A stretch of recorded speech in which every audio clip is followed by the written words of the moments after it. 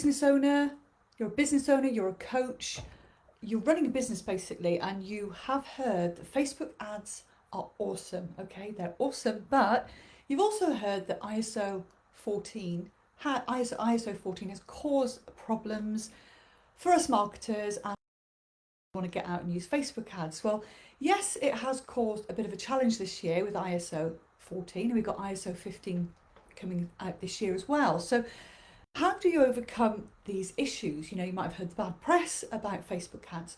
Well, it's just a matter of changing strategy. So in this video, this very short video, I'm going to show you just two ways how you can overcome ISO 14, all the challenges that it's caused us marketers, and literally not even worry about the Facebook pixel. Okay, so stay with me to the end. It's a short video. And for those of you who want to know more, I have done a further 2 videos on how to implement this. So if you just comment below, I will DM you those little short videos where you really have, you know, got a method of being ISO 14 bulletproof. So drop me a link below or drop me a comment below and I will DM that to you. I don't want your email, I'll just DM it to you tomorrow. It's quite late in our UK time now. So Elaine Sanderson here. I run a lead agency. I help business owners and coaches start, grow and scale using clever organic tactics, but mainly Facebook ads when they're ready to scale. So enough of me. What do we do to overcome this ISO 14 problem? Okay, so the first one is you may have looked at the Facebook ads platform and you've got all these objectives on campaign types. For those of you who know about Facebook ads, the first level in an ad is the campaign level. So we can choose lots of objectives and it can be a little bit confusing. So conversions are a very common one for coaches to use, and they are being affected by ISO 14 purely because Apple and Facebook have had a little bit of a war going on, and we can now opt out of being tracked when we upgrade to ISO 14. Okay, so we can opt out, which means we all know Facebook has the power of retargeting.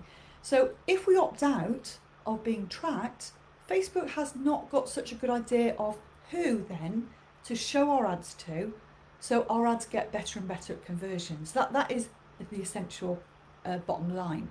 So really, how can we overcome this? Well, there are 2 ways, which I'm going to tell you now. So if you choose video views campaign, video views instead of reach, instead of engagement, instead of leads, not leads, but instead of conversions, if you use the video views campaign and you record video, we are not taking anybody outside Facebook. We are then going to set up a retargeting campaign to target those people who have watched 50% of our video, 25%.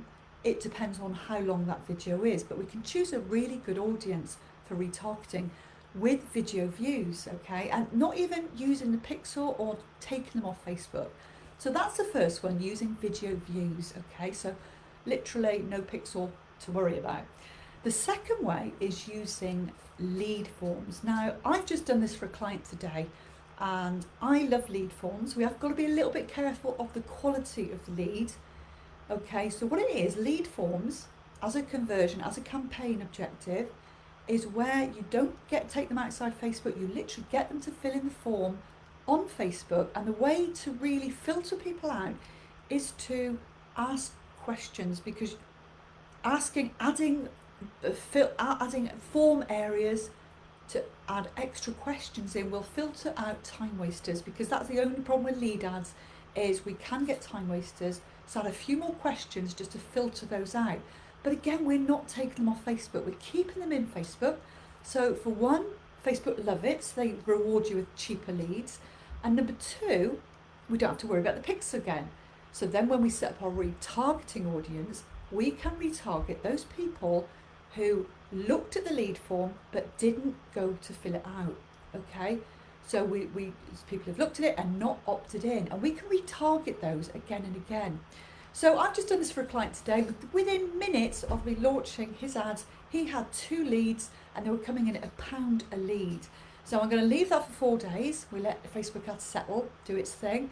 And I'm just going to hope, we got to leave at that time to see how it optimizes out. And I'm hoping it's going to stay at £1, but even if it goes up £3 or £4, that's still a really good price for a lead. in his market. So please comment below. I would love to share these little tips with you. I've done 2 extra videos, screenshots to show you where to find these 2 campaigns and how to use them.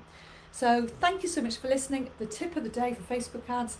And thank you so much for the 10 people who have joined my course. It's starting really soon. I've got some awesome people joining my Facebook Leads Avalanche course, I've called it. So it's a pilot course. Thank you so much to those 10 people. The course is now full, and I'll be covering so much ground. So comment below and I'll get you those 2 videos. Okay, have a good evening if you're in the UK, a good day if you're in the US. Take care.